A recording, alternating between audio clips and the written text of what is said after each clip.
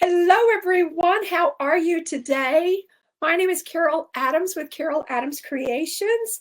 Let me just check to make sure that everything's right.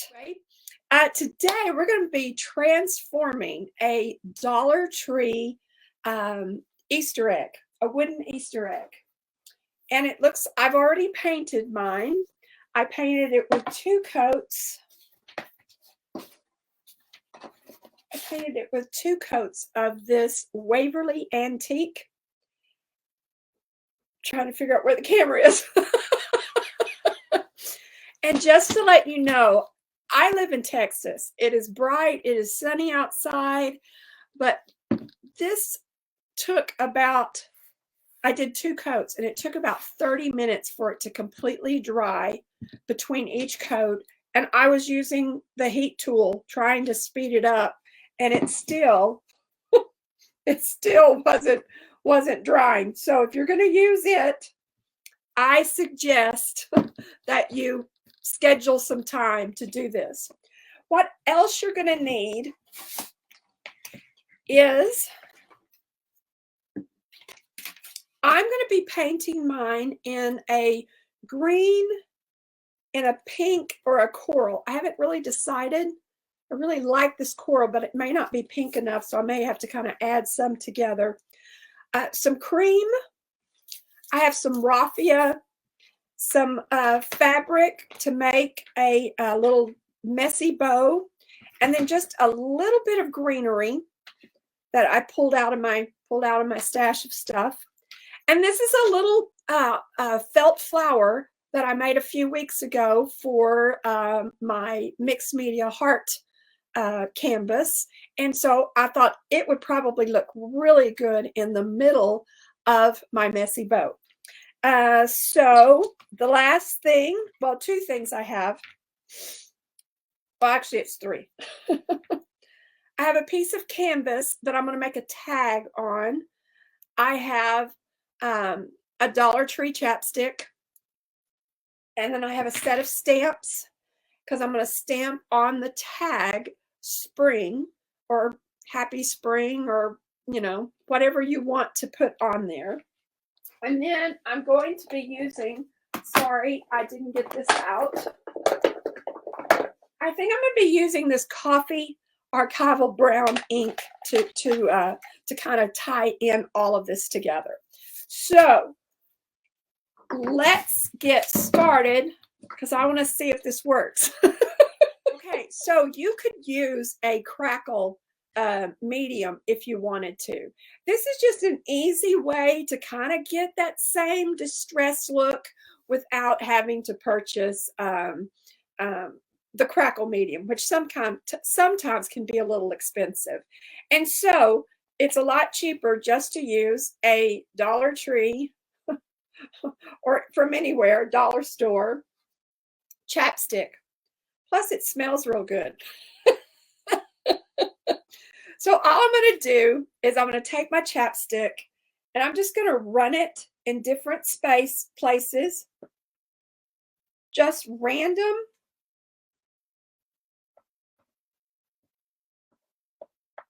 All over. And wherever you put the chapstick, it's going to be distressed there. It's going to, when you paint it, and you don't have to let this dry or anything, we can paint right over it. But when we paint it and then we let the paint dry, I really want this distressed. I really want it to come out too. We just wipe off the chapstick, and it will leave the brown underneath the paint, okay? So I am going to start with, I'm going to put pink at the top. Let's see if this is pink enough. Let me see. I think I need it to be pinker. Yeah, it doesn't quite match, but it is pretty. Let me add, I'm going to add just a little bit. I think I'm going to kind of mix up my own pink here. Let's see, because I don't really like this pink. It's a little I don't know, it's just a little harsh. So I think I'll just mix the two together.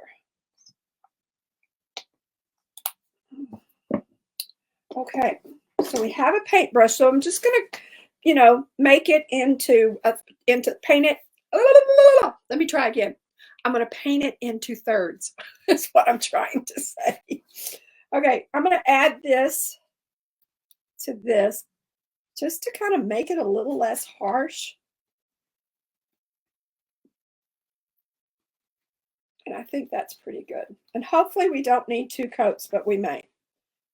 All right, well, we're dripping all over the place. So our first is going to go down to there because we're already there. And I don't think I can get that off. Okay. I'm just going to kind of, yeah, we may need to do this.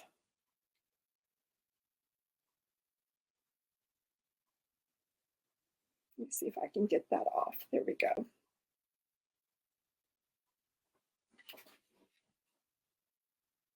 And since we want it to be distressed, I think 1 coat is going to be sufficient. I'll just kind of put it on a little thick.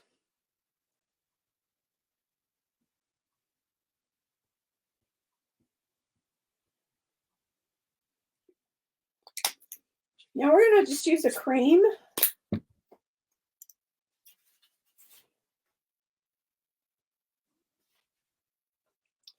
And get a chapstick that has the flavor, the smell that you want. This is menthol, or, and it's like, okay, I feel like I'm in a doctor's office or something. Okay, I'm just going to do this right along there. Whoops, a little bit of pink in there, but that's okay.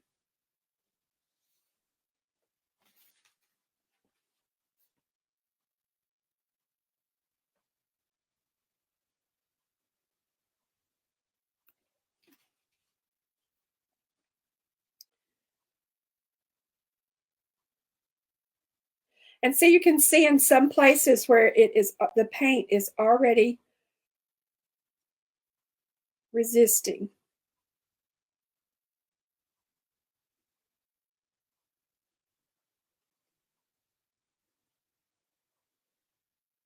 Okay.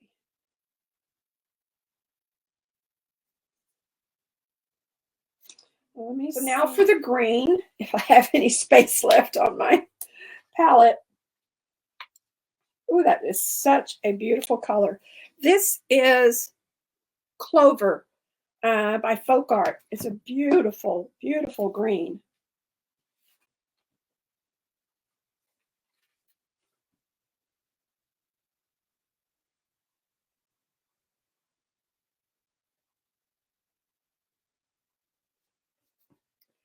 A little bit too much right there.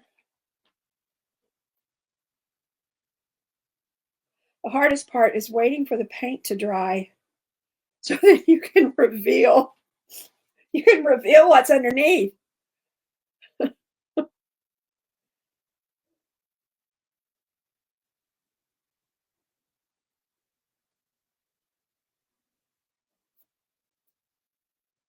Trying to make sure it's all nice and smooth.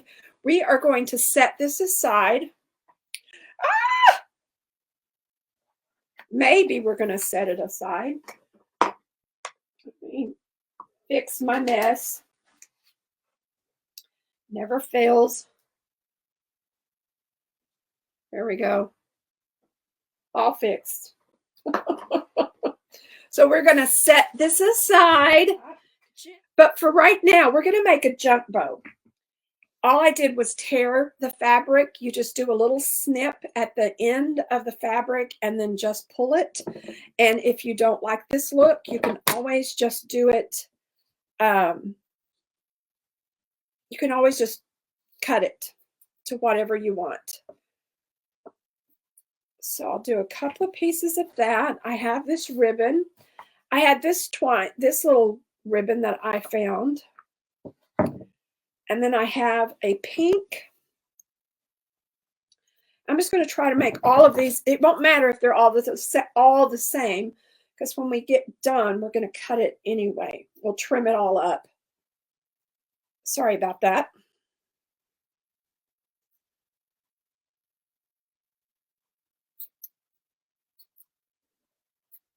So there we go.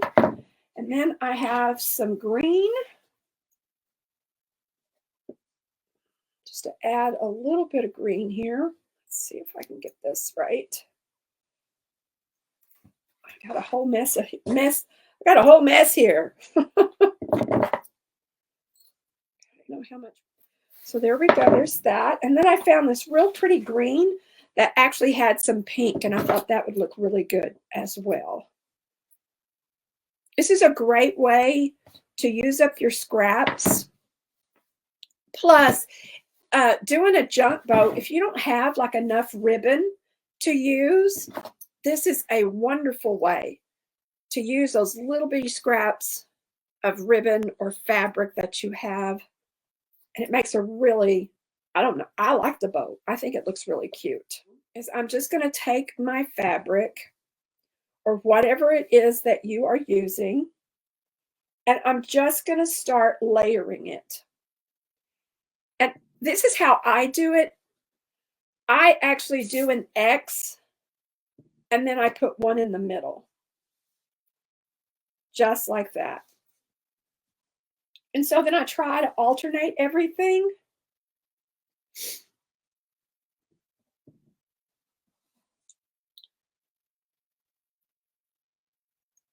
This is really very curvy. And then we're just going to continue building up. And you don't have to do it the same way. You know, do it like each print the way that you did it, if that makes sense at all. And then if I have one print going this way, I like to put it in the other direction. And that's just a personal preference. It is entirely up to you how you do this. Okay, Raffia is a little hard to work with. I'm not gonna lie. But it really does kind of add a little bit of, I don't know, country charm maybe. Okay, all you're going to do is then scrunch up your bow. And then we're going to tie a knot. This is where another hand would come in handy. Sometimes don't you wish you were kind of like an octopus? You had more than one hand or more than two hands.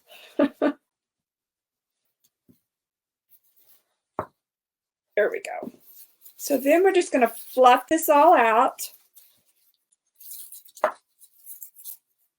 And then we'll trim it up when it gets time to put it on our Easter egg. And what I want to do is I want to make a tag. And let's see, I think I want it about, this side's already torn. So I'm going to cut it about here. This is the raw edge, that's a little difficult. Oh, strong. And we're just going to tear that. And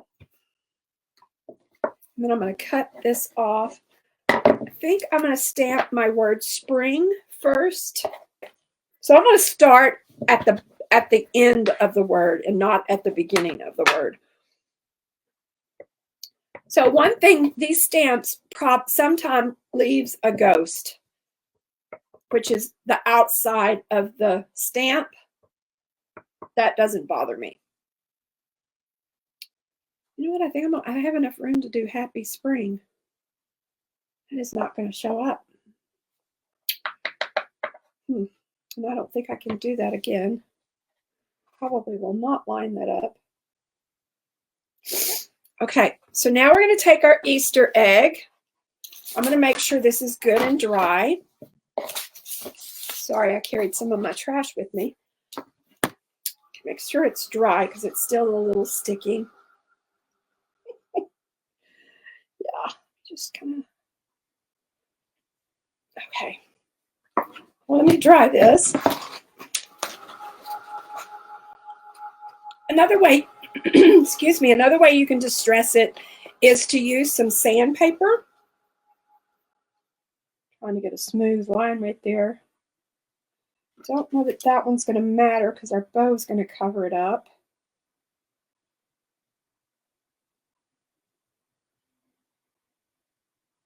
But that looks much, much better. Okay, So we're going to dry this. And if I rub really hard, I can get back to some of the stuff underneath it. But I kind of like just the little, get this part off. I like just the little speckles that it does. So less is more. Words of wisdom there. Less is more. I'm going to take that off.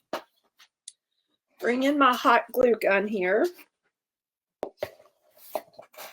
Okay, so I'm going to add first some of these sprigs. And I'm just going to hot glue them and then attach them on there. And then when we get this part done, we'll put the bow on and see if we need to add any more fabric to our bow. Add 2 more pieces down here just to make it. I think I actually want one over there. Let's see here. Over here.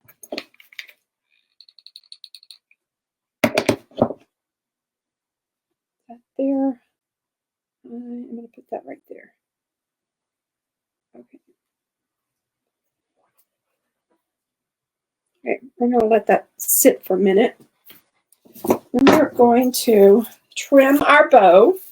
Let me move this up a little bit. You're going to just trim our bow off. Let's see this. We're just going to kind of space this all out. We're going to, oh, that looks so good. Look at that. Doesn't that look great? I love this. It's going to look so good with all my Easter stuff. And then you can kind of rearrange it once it gets there.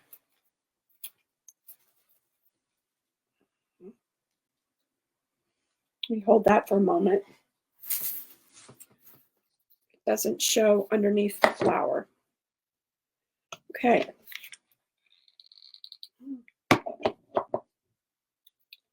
Add that right there. Add this right there. And put that right just like that. Isn't it? So I hope you enjoyed this. I just love this. I think it turned out so cute. And I'm going to add it with all my other Easter things behind me. And that's it for today.